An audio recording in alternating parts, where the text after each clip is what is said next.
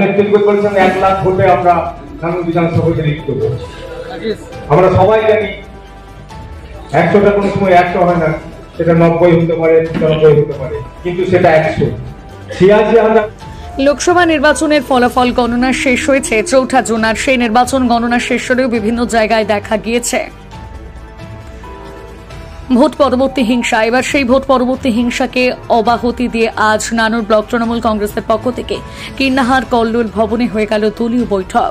সেই বৈঠকে দলের তরফে সিদ্ধান্ত নেওয়া হয় যে নানুর বিধানসভা এলাকায় 15 অঞ্চলে তৃণমূল কংগ্রেস জয়লাভ করলেও 2টি অঞ্চলে তৃণমূল কংগ্রেস ভালো ফল না করতে পারায় কীর্ণাহার 1 নম্বর অঞ্চলের অঞ্চল সভাপতি ইন্দ্রজিৎ দাস ও দাসকল গ্রাম করিয়া 1 নম্বর অঞ্চলের অঞ্চল সভাপতি প্রভাত দাসকে দলের তরফে তাদেরকে অব্যাহতি করা হয়।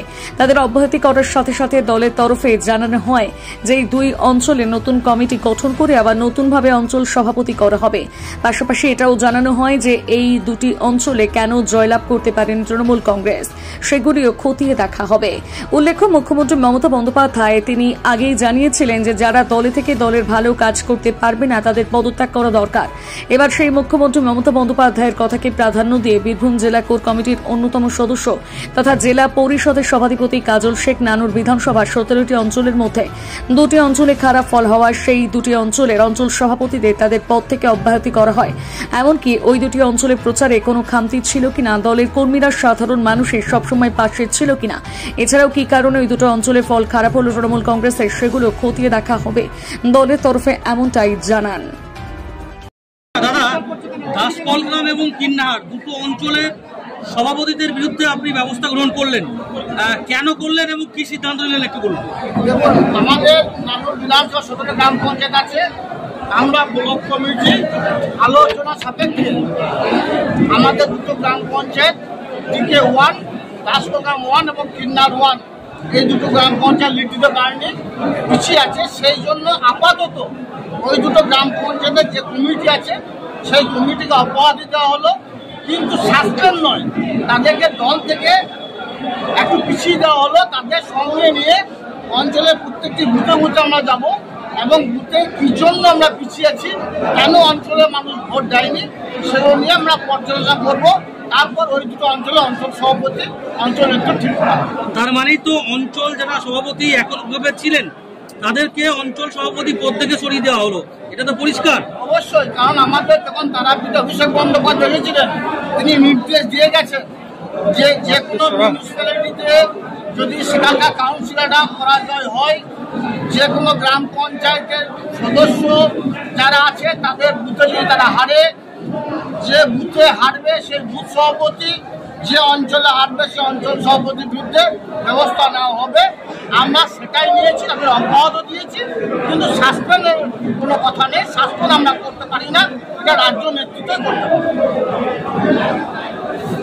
আগেও কিছু দাদা, আরেকটা বিষয় যেটা হচ্ছে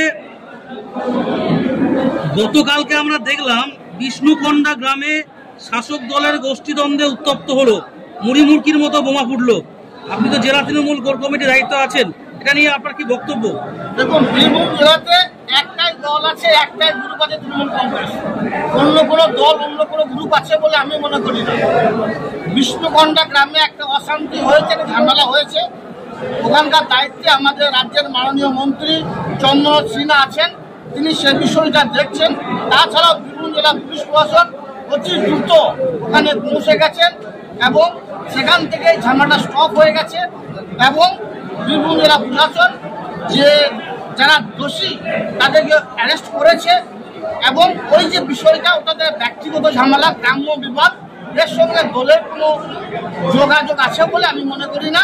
এটা একটা নিজেদের মধ্যে অন্তর্দ্বন্দ্ব ছিল, সেটাই বই প্রকাশ হয়েছে। দাদা, গোটা জেলা জুড়ে আগ্নেয়াস্ত্র বোমা উদ্ধার হচ্ছে, আজকে দুবরাজপুর সদাইপুরেও বোমা উদ্ধার হয়েছে, তারপরেও বীরভূম জেলায় অশান্ত আটকানো যাচ্ছে না। গতকালকের ঘটনা তার অন্যতম নিদর্শন, কি বলবেন?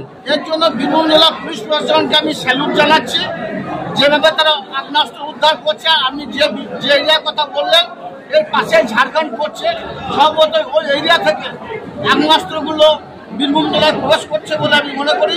তাই ওই এরিয়াগুলোকে বীরভূম জেলা পুলিশ প্রশাসনকে বলবো সতর্কভাবে ওই এরিয়াগুলো নিরাপত্তাটা বাড়ানোর জন্য যেসব দুষ্কৃতিকারীরা ঝাড়খণ্ড থেকে আসছে তারাই এই ঝুটঝামালগুলো লাগাচ্ছে, তারাই এই আগ্নেয়াস্ত্রগুলো বীরভূম জেলায় প্রবেশ করাচ্ছে বলে আমার ব্যক্তিগত মতামত। দাদা, নানুর বিধানসভায় আপনি দায়িত্ব ছিলেন, নানুর নিয়ে আপনার কতটা সন্তোষজনক ফল হয়েছে?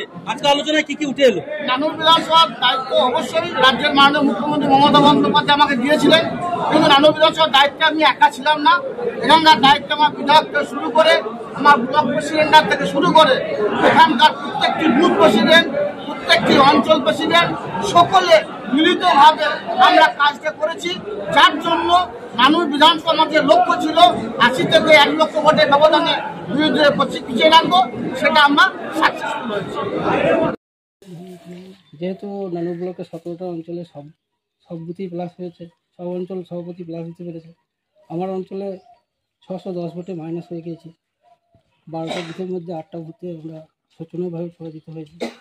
সেই দায়টা নিজেই নৈতিক দায়িত্ব হিসেবে আমি দল থেকে উপহার দিয়েছি।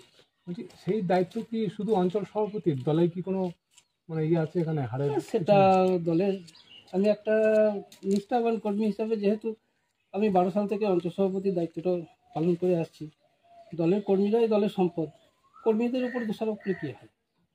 হয়তো কোনো ভুল ত্রুটি আছে, সেটা থাক, সেটা দলের কর্মীরাই দলের সম্পদ, তাদেরকে মানে দায়বদ্ধ করাটা আমার পক্ষে ন্যায় বা উচিত বলে মনে হয় না। তাই আমি সমস্তটা দায় আমার নিজের মাথায় নিয়েই আমি দলটা থেকে মানে পদ থেকে ইস্তফা দিলাম। কি কারণ মনে করছেন দল মানে এই পরাজয়? কারণ দলটা আরও ভালো জায়গায় যাবে, আশা করছি আরও ভালো হোক।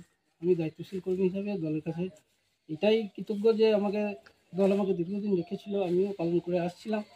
কিন্তু এবছর কী জানি কোনো একটা অজান্ত কারণে হয়তো আমরা মাইনাস হয়ে গিয়েছি, সেটা কারোর উপর দোষারোপ আমি করতে পারবো না। তো আমি নিজেই ভাবলাম যে এখান থেকে সরে যাওয়া উচিত, কারণ এরপরে দল হয়তো আমার থেকে ভালো হবে, আরও দলের উন্নয়ন ঘটবে, দলের অগ্রগতি ঘটবে, সংগঠন আরও মজবুত হবে, সেই আশা রেখেই আমি দল থেকে সরছি। বলছি, দল তো এমনি সরিয়েও দিল, আজকে ঘোষণা করলো। হ্যাঁ, ঘোষণা করতেই পারে, তো সেটা ওপর নেতৃত্বের ব্যাপার, সেখানে আমি ওই সমালোচনার মধ্যে যেতে চাই না। আমি আমার নিজের নৈতিক দায়িত্ব থেকে করেছি। মানে এই হারের দায়িত্ব কি মানে আপনি নিজের কাঁধে নিচ্ছেন নাকি? হ্যাঁ, আমি আমার নিজের কাঁধে নিচ্ছি। আপনার নাম কি? আমার নাম প্রভাত কুমার দাস। আমি দাসকর্মপাড়া 1 নম্বর অঞ্চলের বিগত 12 সাল থেকে অঞ্চল সভাপতির দায়িত্বটা পালন করে এসেছি। নিষ্ঠাবান কর্মী হিসাবে আমি কাজ করে এসেছি এবং আমি মানুষের পাশেই থেকেছি। আমি কোনো দুর্নীতির সঙ্গে কোনো যুক্ত ছিলাম না, আজও না, আমি করি। আমি দল আরও ভালো থাকুক, ভালোভাবে চলুক, এইটুকুই আমি আশা করি।